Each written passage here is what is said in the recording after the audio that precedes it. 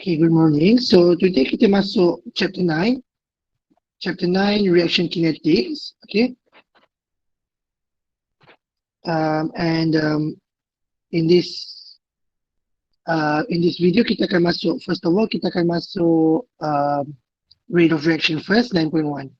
Okay. So let's have a look. So at the end of this lesson, you should be able to define reaction rate, determine the reaction rate based on experimental data given. You should be able to determine the reaction rate based on the graph of concentration against time, and you should be able to write the rate expression in the form of differential rate equation. Okay. Sekejap, 1 second.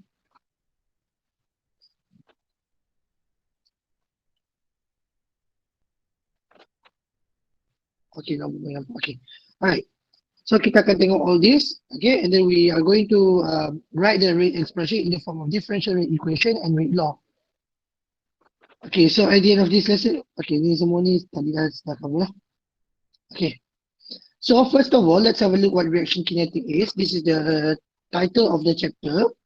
So chemical kinetic is the study of rate of chemical reaction, the factors that affect these rates, and the reaction mechanism by which reaction occurs.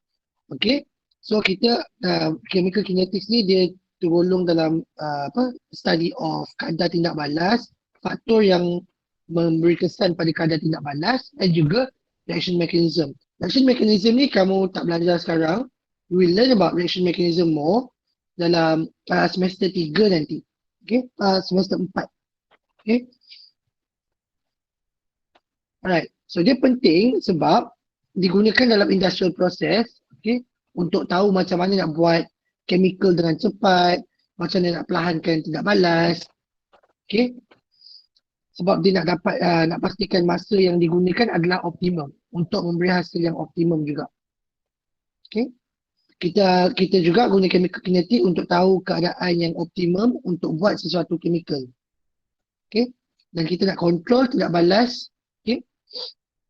Dan juga kita nak hasilkan produk. Contohnya kalau kamu buat kilang kimia, kamu nak hasilkan produk dalam masa yang paling singkat, tapi pada masa yang sama kamu tak nak guna banyak tenaga supaya bil elektrik semua tu tak tinggi, supaya kos semua jadi rendah. So ini penting dalam industri lah. So kalau siapa-siapa yang nak study chemical engineering dekat bahagian plant chemicals, okay, benda-benda macam ni dia penting. Okay, penting. Bukanlah untuk engineer tu tapi untuk syarikat tu. So ada bahagian sektor yang akan study dia punya kadar tu untuk buat chemical plant yang lebih efficient. Okay. Sesetengah tindak balas sangat laju seperti letupan dan juga mercun, dan sesetengah tindak balas sangat perlahan. Okay. Contohnya letupan itu adalah tindak balas sebenarnya. Okay. Dan dia berlaku sangat cepat di mana gas yang ada dekat dalam bahan chemical tu dia mengembang dengan kadar yang sangat laju. Okay. Manakala kadar tindak balas yang perlahan, contohnya macam karat, rusting. Rusting is a very slow process. Okay. So these are some examples. Combustion of fuel, kadar tindak balas dia sederhana lah. Okay. And then food going bad, kadar tindak balas dia, makanan nak rosak ni sederhana juga. Kalau kamu ambil nasi lemak, lajulah juga nak cepat. Ada santan kan? So dia cepat sikit basi. Rusting nail. Rusting nail pun rusting nail lambat. Okay, paku nak nak karat ambil masa. Okay. So untuk kadar tindak balas, dia punya unit of rate of reaction is unit for rate of reaction adalah mol per liter per second ataupun molar per second. Mol per liter ini adalah this thing adalah M. Okay. Alright. So kita boleh tulis dalam bentuk macam ni ataupun molar per second. Okay. Ini adalah dia punya formula. Rate of reaction bersamaan dengan change in concentration over time. Di mana time ini dia boleh jadi dalam bentuk unit seconds, minutes, hours or years. Kalau tindak balas tu sangat laju, obviously kita akan ambil seconds. Kalau perlahan, Okay, kalau sangat perlahan kita akan ambil masa minit, hours ataupun mungkin even years. Okay, so the time here can be any unit. Bergantung kepada dia punya kelajuan. Contoh, kalau berkarat, nak tengok paku berkarat. Paku berkarat ambil masa beberapa hari. Jadi takkanlah kita nak guna seconds kan. Nanti nak kira kena bagi berjuta-juta pula. So we're not going to use that. We are going to use hours ataupun minutes. Maybe hours lah, most likely hours. Okay. Kalau contohnya radioaktif, bahan radioaktif yang terurai. It take years, thousands of years. So the rate of reaction kita akan guna unit years untuk masa dia. Okay.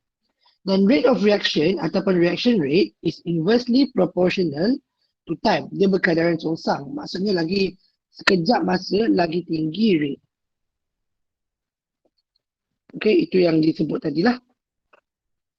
Okay, and rate of reaction by definition adalah change in concentration of a reactant or a product over time. Jadi kadar tindak balas tu kita tengok kadar perubahan kepekatan reactant ataupun produk. That is rate. Okay, rate ini, okay, unit dia punya nilai dia always positif. Mesti sentiasa positif. Okay. Bila kita nak kira, kita akan dapatkan rate itu positif. Rate of reaction sentiasa positif. Okay. Rate of reaction sentiasa positif. Rate perubahan, however, rate of change, okay, okay, always positive. But rate of change can be negative. Kita akan tengok sebentar lagi what this means lah. For now, you won't see the significance of this yet. So example, contoh kita ada tindak balas A jadi B. Okay. Pada tindak balas tu baru start, kita tengok A itu warna hitam B warna merah. So ada banyak sangat A.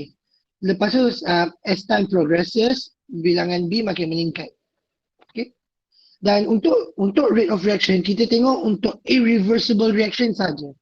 So kita guna yang anak panah sikit. Kita tak guna yang reversible macam dalam chapter 8 Kita guna irreversible reaction saja untuk memudahkan kita punya analysis.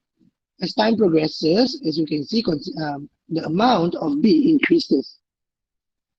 Okay. So kalau kita tengok concentration of B, semakin lama tindak balas tu berlangsung, semakin banyak dia punya concentration, semakin tinggi kepekatan dia. Pada masa yang sama, A molecules bilangan dia semakin mengurang, semakin berkurangan. Jadi, dia punya concentration semakin menurun. And as the reaction proceeds, the concentration of reactant A decreases, but the concentration of product B increase. Okay. Dan rate dia, kalau kita tengok, seperti yang kamu tahu dari matematik differentiation, sebab kalau kita tengok, nak tengok kadar, if you wanted to know rate, kita akan tengok gradient. Kita akan tengok gradient ataupun slope of curve. Okay. Jadi kalau kita tengok balik tadi, graph tadi, kita akan tengok gradient ini untuk kita tahu rate of change. Rate of change of B adalah dia punya gradient curve B. Rate of change of A, kita akan tengok gradient curve A. Ini semua adalah matematik. Right? So, rate of reaction, okay, rate of change untuk A ni, okay, dA dt. Sebab kita tahu A ini dia akan berkurangan.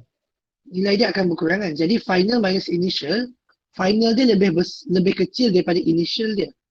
So kita akan dapat nilai negatif. Tapi bila kita nak kira rate, kita tahu nilai dia mesti positif. Jadi kita kena letak negatif. Okay. So di mana dA adalah change in concentration of A, dt adalah change in period of time. Okay. Manakala kalau kita nak tengok dari segi B pula, dB over dt. Sebab B akan terhasil secara banyak, jadi perubahan dia adalah positif. Jadi bila kita kira dB over dt, kita akan dapat rate sama dengan positif. Tak payah letak negatif di depan. Okay. Because A decreases with time, dA is negative. Jadi kita letak negatif ni put negative, so rate becomes positive. Okay, that's the reason why we put negative dekat depan.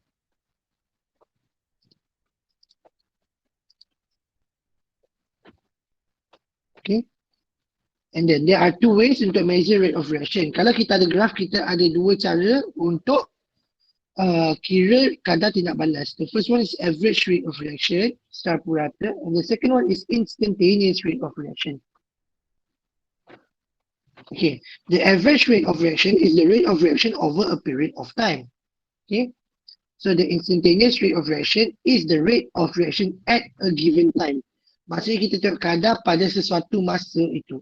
Pada saat ke-7, saat ke-11, kadar dia berapa. Manakala kalau average kita tengok untuk sepanjang tempoh. Okay, itu perbezaan dia. Okay, the instantaneous rate at the beginning of reaction is called the initial rate of reaction. Okay, so ini penting nanti dalam part kedua nanti. Initial rate of reaction. Waktu baru start. Okay. Instantaneous rate is determined from the graph of the concentration against time by drawing a line tangent to the curve at a particular time. So kita kalau nak kira instantaneous rate of reaction, kita akan kira tangent, line tangent dia. Okay, line tangent tu kamu dah belajar dalam matematik, but I will show you dekat sini. So let's have a look at this contoh here. Kita ada H2O2, hydrogen peroxide, dia decompose jadi water dan juga oxygen. Okay, graph dia dekat sini. Graph concentration of H2O2. So graph ini dia tunjuk H2O2 saja. Yang graph warna hitam ini. Curve warna hitam ini adalah perubahan concentration of H2O2 over time. Waktu start ni sekali, okay, waktu start, waktu masa kosong, ini kita panggil sebagai initial rate. Initial rate. Okay, kalau kita kira dia punya tangent lah, kita akan dapat initial rate. Okay, reaction rates are obtained from the gradient of the straight lines. So apa yang kita buat, curve itu bila kita buat straight line, sentuh dekat satu point, kita panggil dia sebagai tangent. Okay, dan dekat tangent tu apabila kita kira dia punya gradient, kita dapat reaction rate. Okay, so di sini, kalau kita tengok, garisan yang biru ini, okay, dia sentuh curve dekat satu titik sahaja iaitu pada permulaan. So kalau kita kira gradient yang garisan warna biru ini, kita akan dapat initial rate.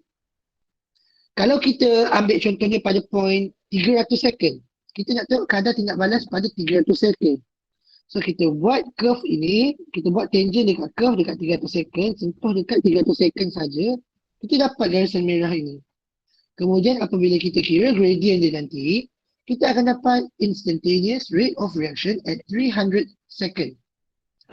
Manakala, okay, average rate of reaction, okay, average rate of reaction can be determined from the gradient of the purple line. Purple line ni yang putus-putus ni, putus-putus ni purple, okay. So this is the purple line.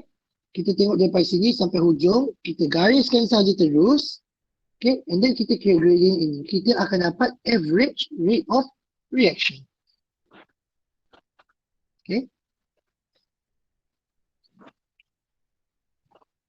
So kalau kita tengok ni, instantaneous rate at 300 second, T at T 300 second can be determined from the gradient of the red line.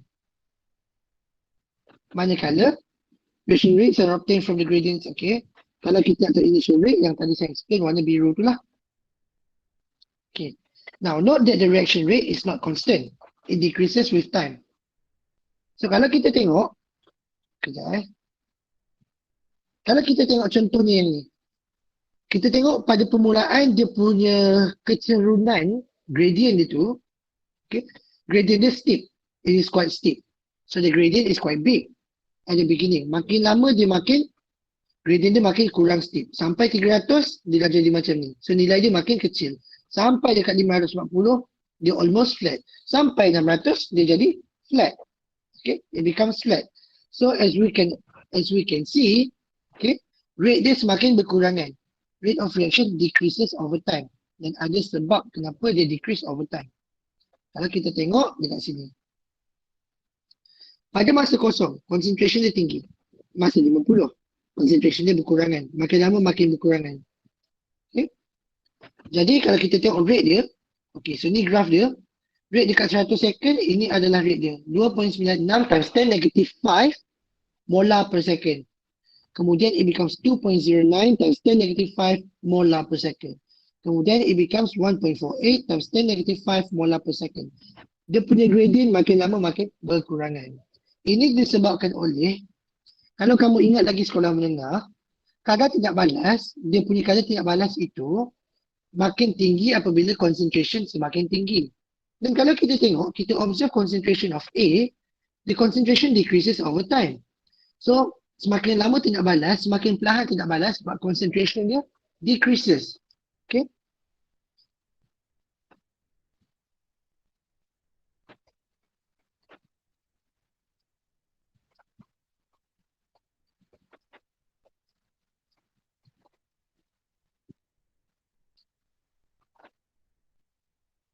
Right? So, instantaneous rate sama dengan rate at specific time lah, yang tadi saya cakap tu. Okay, now, let's have a look at a different graph. Okay, kalau kita nak tengok average rate, okay, kalau kita nak tengok average rate pula, okay, average rate tadi kita tengok daripada awal sampai akhir kan. So dia adalah kadar perubahan A secara keseluruhan bahagi dengan rate bahagi dengan period of time. Dan dia mesti ada negatif depan sebab kita nak dapat rate ni mesti nilai dia mesti positif sebab kita guna reactant. Kita tengok perubahan reactant. Jadi apa yang kita buat? Kita guna concentration final. Okay, yang final ni tolak concentration of initial bahagikan dengan time final tolak time initial. So kalau kita tengok final A lagi kecil daripada initial. Final tolak initial, so kita akan dapat negative value. So sebab itulah kita letak negatif di depan ini. Dan kita akan dapat average rate. Okay. So now kita tengok the second part, which is the differential rate equation. Okay, so a differential rate equation pula, kalau tadi kita tengok rate of reaction. A differential rate equation ini adalah kita tengok kadar dia, okay, hubung kait the relationship between the rate of disappearance of reactants and the rate of appearance or formation of products. So kita nak tengok apa hubung kait antara kadar perubahan, okay, kadar pengurangan reactants over kadar penghasilan produk. Okay. So let's say kita ada tindak balas ni. Kita ada A tambah B jadi C tambah D. Okay, A ni ada nilai lah, ada nombor, ada stoichiometric coefficient, B ada, C ada, D pun ada. So rate of reaction, kalau kita nak guna dia punya hubung kait semua, dia bersamaan dengan negatif sebab bahagian reaktor mesti ada negatif kan. Negatif 1 over A kecil darab dengan rate of change of dA over dt. Okay, so this one. And then kita ada negative 1 over B kecil dB over dt. Okay. And then kita ada positive 1 over C kecil dC over dt. Sama dengan 1D, 1 over D, dd over dt. Alright. So ini adalah rate of reaction. Apabila kita kena tulis differential rate equation, so let's say soalan cakap, dia bagi consider this reaction. Write the differential rate equation. Kita kena tulis rate sama dengan negatif setiap satu ni dan sebagainya. Dan apabila kita ada differential rate equation ni, kalau kita tahu salah satu, kita boleh tahu kadar perubahan yang lain juga menggunakan dia punya chemical equation. Okay. So this is what we call as differential rate equation dan A, B, C, D adalah stoichiometric coefficients. So let's have a look at an example. The formation of NH3, okay, is as follows. So this is the rate of this is the chemical equation. The differential rate equation is rate sama dengan negatif 1 bahagi 1 sebab dekat sini 1 saja kan. Negatif 1 bahagi 1, so kita tak tulis. dN2 over dt sama dengan negatif 1 over 3 dH2 over dt sama dengan 1/2 dNH3 over dt. And the equation means that the rate of disappearance of N2 adalah 1/3 daripada rate of disappearance of H2. Maksudnya, maksudnya di sini, untuk setiap satu ni, perubahan dia, yang ini akan berubah sebanyak 3. Okay, jadi kita akan buat macam itulah. And the 1/2 of the formation of NH3.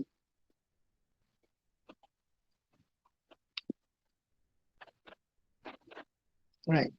So consider the reaction to HI, H2, forming H2 and I2.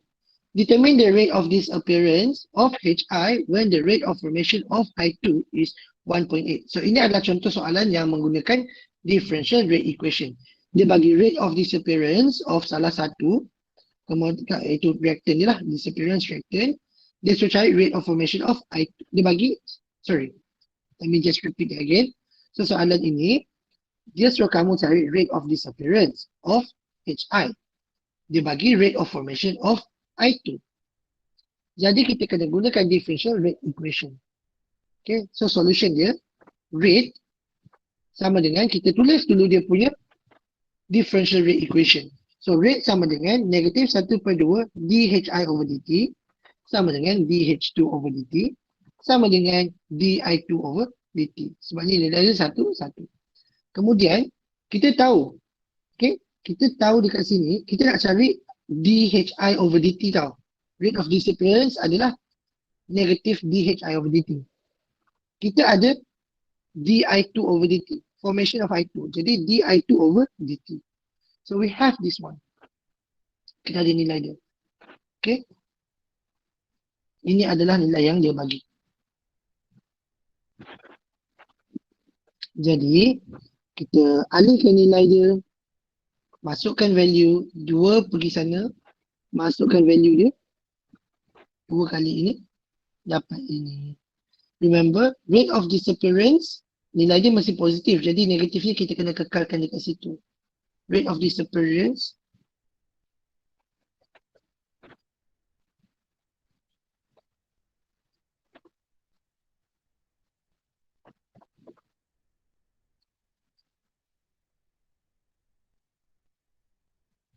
like that.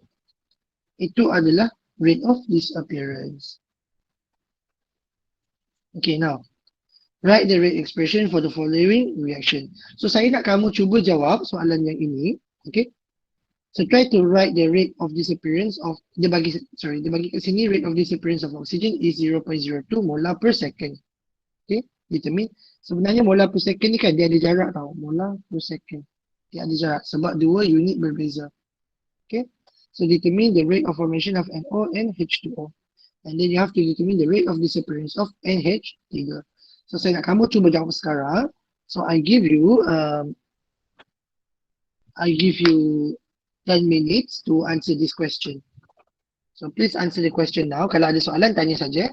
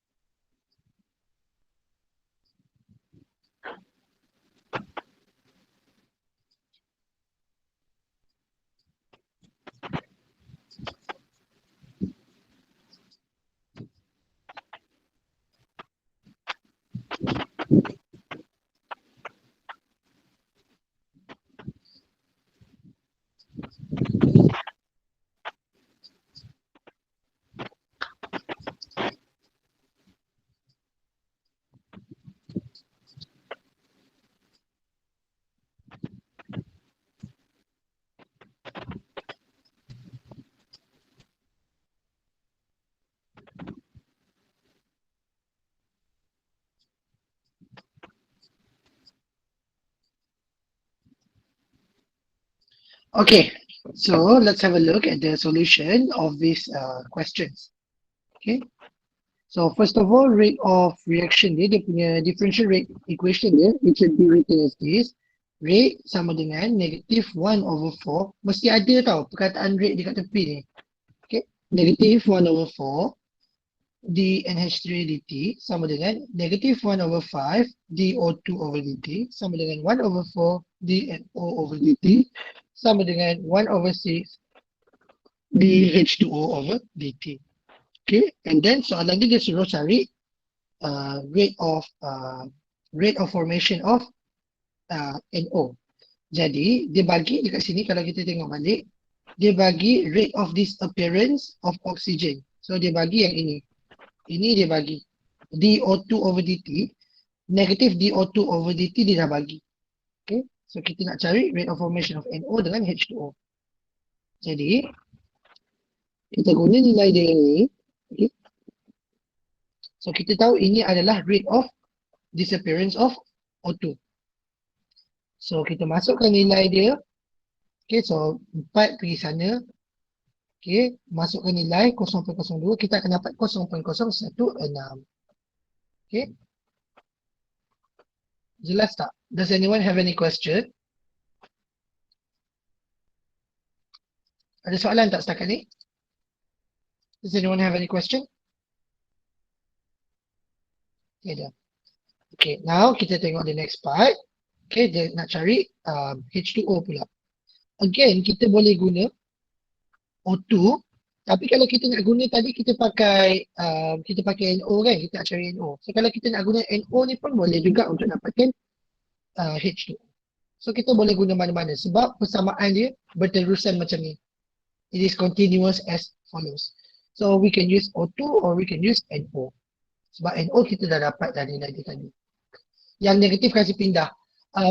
Negatif tu tak payah pindah sebab kalau kamu perasan saya pindah masuk dalam sebab rate of disappearance adalah negatif dO2 over dt. This whole thing, okay, rate of disappearance. Rate of disappearance tu dia include sekali dengan negatif. Jadi saya bagi masuk terus dalam bracket macam ni supaya nampak lebih jelas. Okay, so nanti kita dapat 4/5 times by 0.02 lah. Okay, jelas tak Oliver? Alright. Okay, so now untuk this one, again we do the same thing, do the same treatment. Again saya letak bracket, saya letakkan negatif kat dalam sebab negatif dO2 over dt adalah rate of disappearance. So 6/5 times 0.02, kita akan dapat 0.024 molar per second. And then part 2 punya question pula, dia suruh cari rate of disappearance of NH3. Jadi rate of disappearance kita tahu adalah negatif dNH3 over dt. So kita nak cari this. This is what we wanted to find. Okay. So guna dO2 boleh, nak guna NO boleh, nak guna H2O pun boleh. Because we have this value already, we also have this value. Mana-mana value yang kamu guna, kamu tetap akan dapat 0.02. 0.16 molar per second. Dan kalau kita tengok, if we look, kalau kita tak kira, kita tak payah kira pun tak apa sebab yang ni kita already have. Dan kita dah ni sebab ada 4. Automatic dia punya rate of disappearance akan sama dengan rate of formation. Sebab stoichiometric coefficient dia sama. Okay?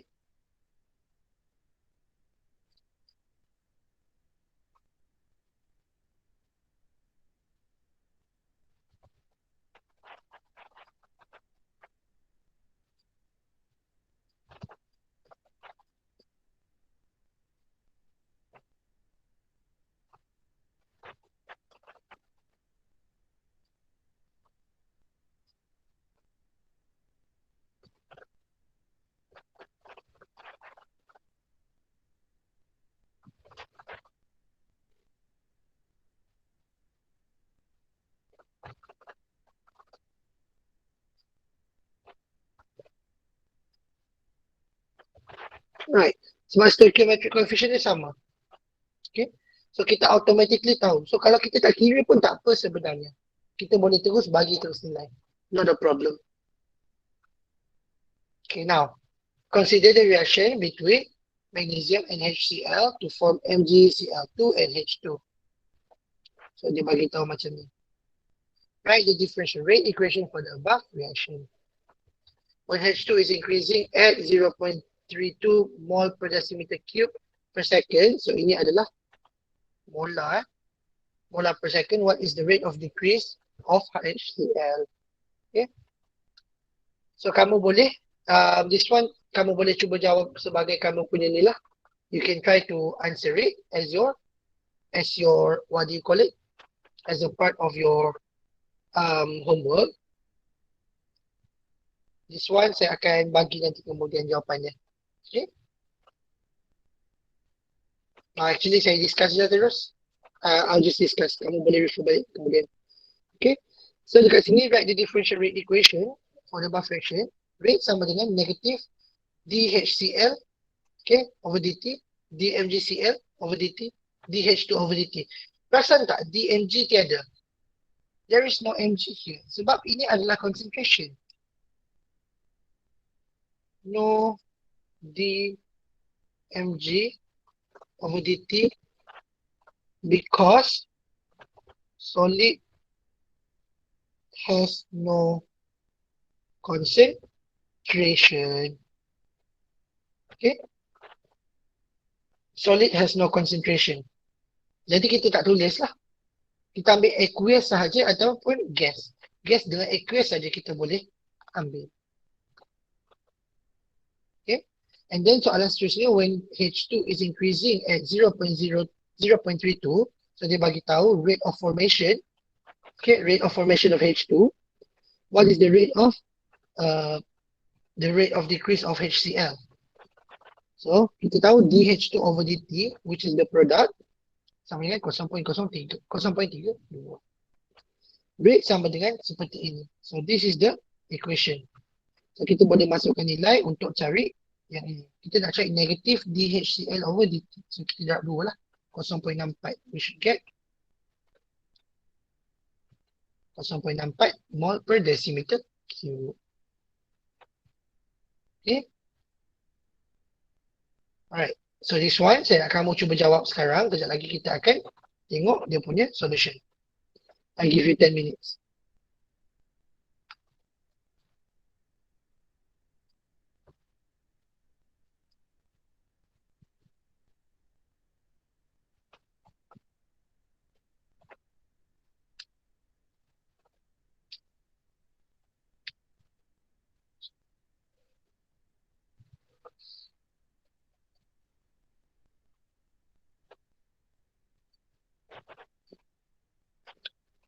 Yang ini maksudnya dia minta differential rate equation tau.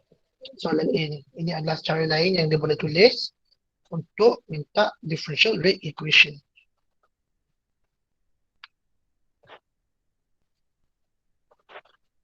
Pukul 9.55, I will show you the solution.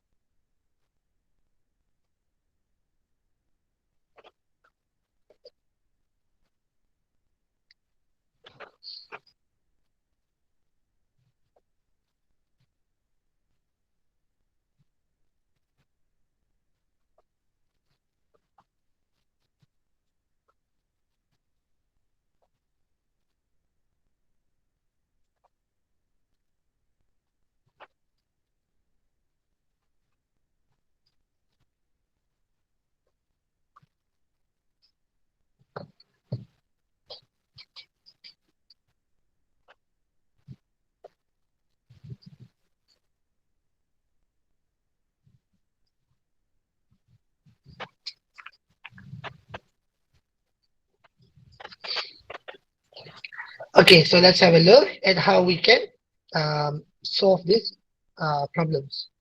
So this is the equation. Semua dalam bentuk gas, so we can write the rate of change lah, the differential rate of equation untuk semua, yang involve semua. So this would be the differential rate equation. Rate sama dengan negative half dH2 over dt sama dengan negative dO2 over dt sama dengan positive half dH2O over dt. So daripada sini kita tengok, kalau kita tahu H2, kita tahu H2O sebab dia punya nisbah sama. Okay. So untuk part B pula, when dO2 is decreasing at 0.23, what rate is H2O increasing? Ini kita tahu nilai dia. Okay, decreasing at 0.23. Okay. Kita nak cari dH2O over dt. Kita masukkan nilai dia. Okay. Ini kita tahu masuk nilai. Okay. Darab dengan 2, kita akan dapat 0.46 mol per liter per second. Okay.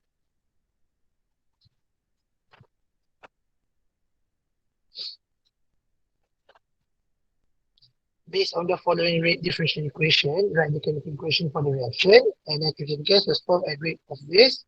Calculate rate of water formation, oxygen consumption, okay, ammonia disappearance. So kita cari semua ni. So dia akan bagi ini. So I want you to try. Okay, daripada sini, tadi kita ada equation, kita buat dia punya differential rate equation. Sekarang dia bagi differential rate equation, kita tulis chemical equation dia. So ini senang saja. So try to do this. Now, I give you another 10 minutes untuk answer all of this lah. Try to do it now.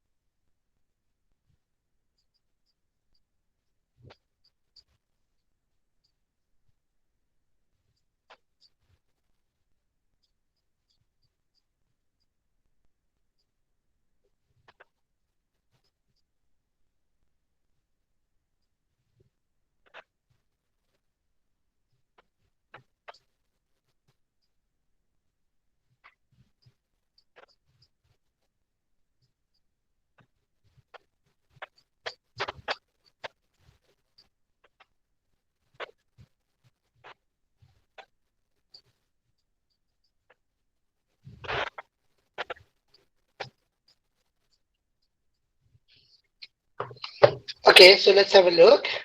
Okay, at the solution. So equation, you should get 4NH3 plus 3O2 forming 2N2 plus 6H2O. How do we know the numbers? Because we get it from the differential rate equation yang 1 per berapa tu. Kan 1 per 4 tadi. So kita tahu depan dia 4. Ni 1 per 3. So kita tahu depan dia 3. Okay. So this is the rate yang dia bagi tadi. So kita masukkan 4 NH3, 3 O2, 2 N2, 6 H2O. And then the next one, given that D and 2 dt sama dengan 0.72 molar per second, rate kita nak cari H2O over dt. Okay, kita alihkan saja, kita akan dapat 2.16. Rate of formation of water 2.16. And the next one, kita nak cari rate of disappearance of O2. Okay, so kita nak cari negative dO2 over dt. Okay, so kita akan dapat 1.08 molar per second. Okay, rate of consumption. Consumption tu adalah penggunaan ya, yang berapa banyak dah digunakan. And then kita nak tengok the next one is minta 3. Okay, tak apa.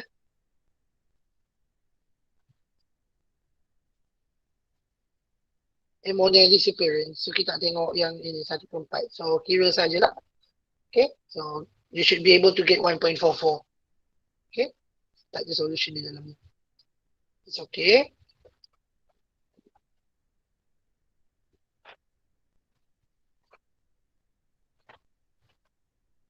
Okay. So now let's proceed to the rate law. Okay. So kita proceed to rate law. Okay, so kita nak tengok part C ni, rate law. Yang ini melibatkan calculation matematik juga dan banyak melibatkan indices. Okay. So we need to be able to determine the rate law and define rate order of reaction, determine the order of reaction using initial rate method. Okay. So the rate law ataupun nama lain dia adalah rate equation by definition relates to the rate of reaction to the rate constant K and concentration of reactants raised to some power. So this is the definition. So this is the definition of rate law. Okay. So let's say kita ada dA plus, kita ada A tambah B jadi C tambah D. Kita tahu rate is directly proportional to reactant punya concentration. So kadar tidak balas kita tahu lagi cepat kalau reactant punya concentration tinggi. That's what we know. Okay. Rate directly proportional to concentration of A dan juga directly proportional to concentration of B. Jadi kalau kita guna apa namanya, proportionality punya konsep, kita tahu rate akan sama dengan K multiplied by A to the power of X, B to the power of Y. Okay. Kenapa ada X dengan Y ni? Kita akan tengok later on. X dan Y ni, X adalah order of reaction with respect to A. Y adalah order of reaction with respect to B. Okay. Dan overall order of reaction adalah X tambah Y. This is overall order of reaction. K pula adalah what we call as rate constant. Okay, so dia punya rate equation dia adalah yang ini. So this is the rate law. Okay. Rate law for the reaction. Okay. So kalau soalan minta what is the rate law of this reaction, the rate law is rate sama dengan K A to the power of X, B to the power of Y. X dengan Y ni kita boleh kira dia punya nilai dia nanti. Okay. Dan X dengan Y ni kita tak dapat daripada equation ni. We do not get from the equation. Bukan macam chemical equilibrium. Di mana X dengan Y ni adalah nilai kat depan ni. So Stoichiometric coefficient. It's not like that at all. It is different. This value of X dengan Y kita dapat daripada experiment. This experimental value. Okay. So let's say kita ada rate sama dengan K, AX, B1. Okay. Rate constant K relates to the rate equation to the concentration of reactants. Okay. The larger the value of K, so kita tahu kalau K ni nilai dia besar, kita tahu tindak balas tu cepat. Sebab kita tengok rate berkadaran dengan K. So the value of X and Y can only be determined experimentally, meaning that the order of reactions are always found by doing experiments. So let's have a look at order of reaction. Order of reaction is the power to which the reactant's concentration is raised. Okay, dia adalah kuasa concentration of reactants. Okay, itu adalah order of a reaction.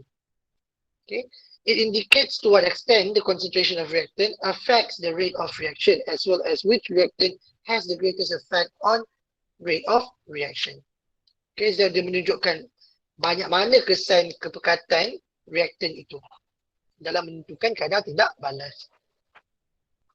The order of reaction is not related to the stoichiometric coefficient, as I have mentioned just now. Okay. So let's say kita ada macam ni, this equation here. Rate dia untuk yang ini daripada eksperimen, kita tahu dia punya rate law adalah rate sama dengan K F2 multiplied by CLO to the power of 1. Okay. Dua ni tiada pun. Dia rasa kita letak satu. Tapi CLO dia punya stoichiometric coefficient dia adalah 2. So it has nothing to do with the stoichiometric coefficient at all. F2 pun sama juga, nilainya 1. Okay. Now, in order to determine the order of reaction from rate law for each of the following reactions, determine the order of the reaction with respect to each reactant and overall order of reaction from the given rate law. Okay. So kalau dia bagi, let's say dia bagi rate law dia macam ni, order of reaction with respect to NO adalah 2. Second order. Kita panggil, kalau kita sebut sebagai C as second order. Kalau kita tengok dekat sini, order of reaction with respect to O2, dia adalah C as first order. Okay. Overall order of reaction, kita tambah saja. X tambah Y, 2 tambah 1, kita dapat third order. So this is third order lah. So overall order of reaction is third order. Now, kalau daripada sini, dia bagi tahu rate law dia seperti berikut. Okay. So find the order of reaction with respect to CH3CHO. So kita tahu order of reaction with respect to this adalah 3/2 ataupun 3 halves. Okay. 3 halves order of reaction. Overall order dia, sebab dia satu saja reactant, so 3/2 jugalah. Manakala the second equation pula, so this is the rate law. Di sini rate dia sama dengan K H2O2 to the power of 2. I minus to the power of 1. Tapi H2 dekat sini tiada. Sebab sebenarnya H2 itu adalah H plus dia adalah to the power of 0. Sebenarnya. K, H2O2 to the power of 2, I minus to the power of 1, H plus to the power of 0. Sebab kita tahu, apa-apa to the power of 0 is equals to 1. Maksudnya kalau kita ubah kepekatan H plus, dia takkan kacau rate of reaction langsung. Sebab concentration dia tidak memberi kesan kepada rate. Okay. So kalau kita tengok, order of reaction with respect to H2O2 adalah 2. Order of reaction with respect to I minus adalah 1. Order of reaction with respect to H plus adalah 0. Dan overall order of reaction adalah third order. Okay. Kalau kita tengok reactant dia tak nampak dekat dalam rate law, kita tahu dia to the power of 0. So kita tahu order of reaction dia adalah 0. So kita ada 0 order, first order, second order. Okay. A reaction is independent of reactant kalau dia punya order dia sama dengan kosong. So maksudnya kadar tindak balas tak bergantung kepada kepekatan reactant. So ini kalau 0 order. So rate dia sama dengan K. Dan unit dia kita kena hafal tau. Rate constant ni dia bergantung kepada overall order of reaction. Unit of K sama dengan unit of rate, which is molar per second. Kalau 0 order, molar per second. Memorize. Okay. Kalau 0 order, molar per second. Okay. Ini adalah unit of rate constant. Unit dia berubah-ubah. Okay. So the effect of changing A on rate of reaction. So kalau kita ubah-ubah nilai dia, contohnya kita doublekan A, K sama dengan A to the power of 0 kan. Kita doublekan nilai dia. 2 kali concentration.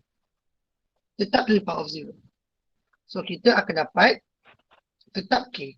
So kita tahu concentration of A does not affect the rate of reaction. So kalau kita tengok dia punya graph of rate against concentration, ni bukan time Kalau kita ubah concentration, rate dia tetap sama. Okay. So plot of the reaction kita akan dapat macam ni. This will be the graph of rate versus concentration. Kalau kita tengok first order pula, so a reaction whereby the rate depends on the reactant raised to first power. So let's say kita ada reaction macam ni. Rate law dia sama dengan K to the power of A. So this is the rate. K sama dengan rate over A. Jadi kalau kita tengok rate, kita tahu unit dia adalah molar per second. Molar per second unit dia. Manakala yang ini unit dia adalah molar. Jadi molar per second bagi molar, kita akan dapat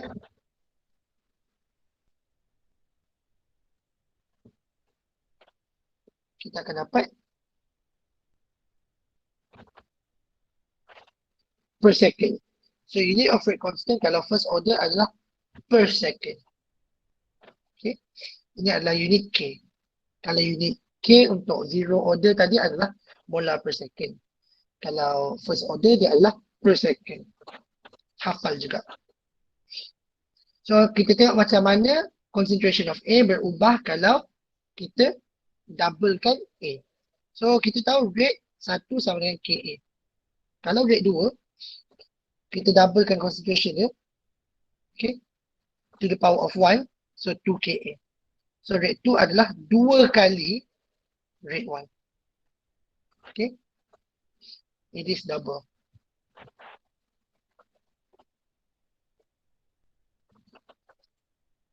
Then kalau kita tengok first order rate law, kita tengok graph of rate against concentration.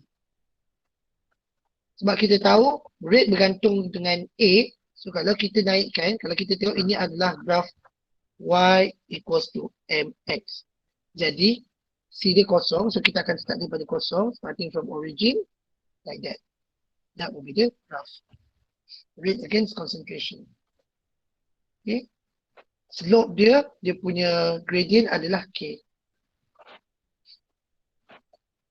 The plot of the reaction is a straight line passing through origin. Now kita tengok second order pula. Okay, so this is what it is. Consider the reaction. Rate law kita tahu K to the power of A square. Sebab dia second order. So rate sama dengan macam ni. So kalau kita nak tengok unit dia pula, K sama dengan rate bagi A square. Unit dia K, kita tahu yang ini adalah molar per second. Dan ini molar square. Sebab to the power of 2. Jadi, kalau kita masukkan, kita kira dia punya ni, kita akan dapat per molar per second. That would be the unit of rate constant untuk second order reaction. Okay.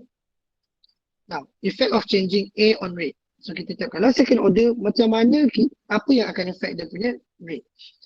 So, kita tahu rate 1 adalah KA square. Kalau kita doublekan dia, rate 2, okay, ini apabila kita dah doublekan dia, kita akan dapat K sama dengan 2A square. Sama dengan 4A square. 4K. So, kalau kita doublekan A, kita akan dapat 4 kali rate asal. Sebab ini adalah this. Okay. So, 4 kali rate asal. The rate of reaction increased by a factor of 4. Okay, so kita tengok macam mana dia punya graph pula. Rate against concentration. Kalau kita tengok this is Y equals to AX square. So this is quadratic. Okay, quadratic graph. Tapi dia tiada BX, tiada C. So dia go through origin. Dan dia adalah symmetrical. So macam ni. Kita akan dapat exponential graph like that. Okay. So the reaction So this is try this one. The reaction below has the rate law, rate equals to KAB squared. Determine what happens to the reaction rate when the following change in conditions is performed. Kita doublekan A, kita triplekan B, kita double A dan halving B. Okay, by looking at this. Okay, so try to answer it now. Okay, boleh tak? Yeah, try to answer it now. Saya akan tunjuk sekejap lagi.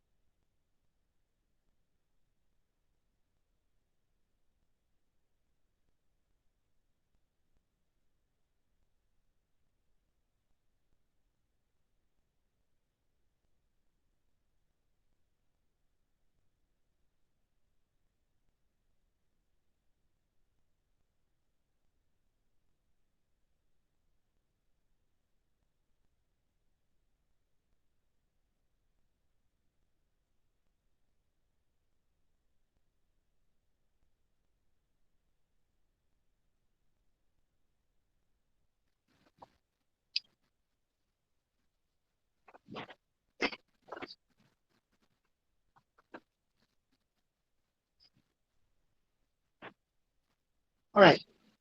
Semua boleh dengar saya? Can you hear me? Tadi saya mute. So, can you guys hear me now? Boleh dengar tak? Okay. Alright. So, let's have a look at how we can do this. Okay. So, first of all, kita ada rate law dia. So, we have the rate law here. So, kita nak tengok, kita doublekan A. Okay. So, kalau kita tengok, so this is rate 1. Rate 2 sama dengan 2A B square. Sama dengan kita bawa keluar 2A B square. So kita tahu AB square adalah rate 1. Jadi kita tahu kalau kita doublekan A, okay, kita doublekan A, rate doubles. Okay. Kalau kita triplekan B pula, rate 2 sama dengan A, K, sorry ada K depan. Tinggal K dia. KA, kita triplekan dia, kita 3 kalikan dia, 3B square. Jadi KA 3 square adalah 9. 9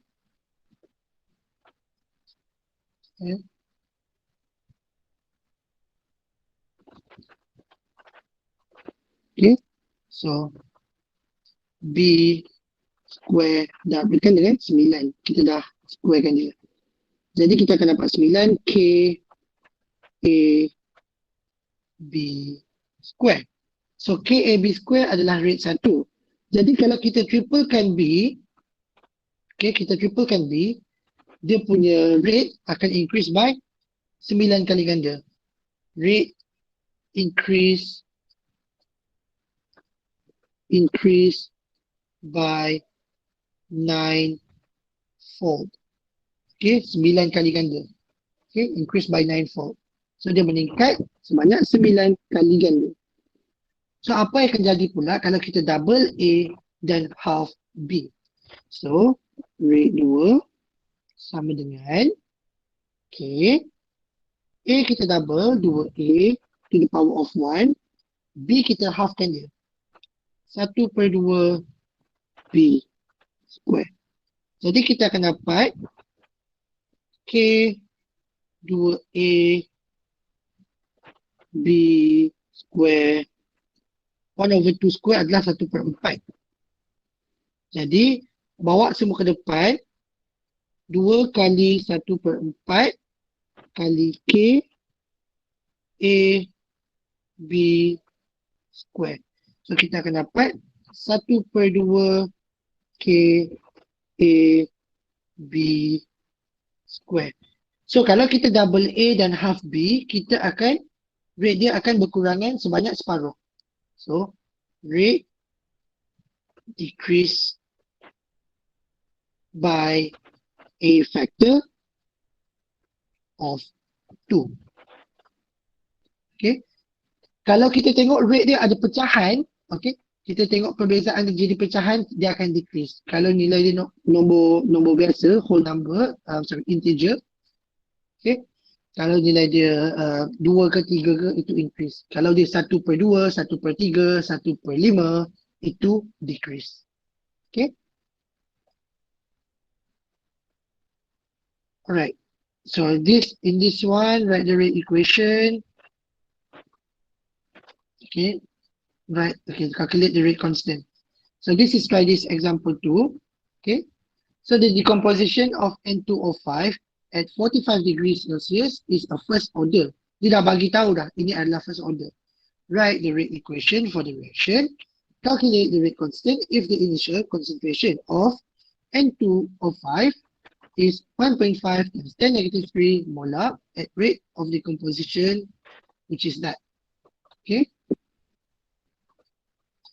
Alright, so solution dia first of all, dia dah bagi tahu first order kat situ.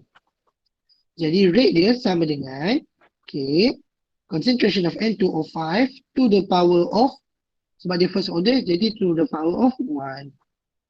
Kemudian bahagian B pula, calculate the rate of constant, the rate constant if the initial Dia bagi tahu concentration awal dan juga rate. Jadi kita tahu rate dia, okay, dN2O5 over dt adalah yang ini. Dan ini juga bersamaan dengan rate. Okay. Rate sama dengan 1 per 2. Okay. So kita tahu 1 per 2. Okay. Dia bagi tahu tadi rate of decomposition. Tengok perkataan ya. Dia bagi tahu rate of decomposition. Jadi kita kena guna differential rate equation dulu. Sebab dia bagi tahu ini bukan rate of reaction.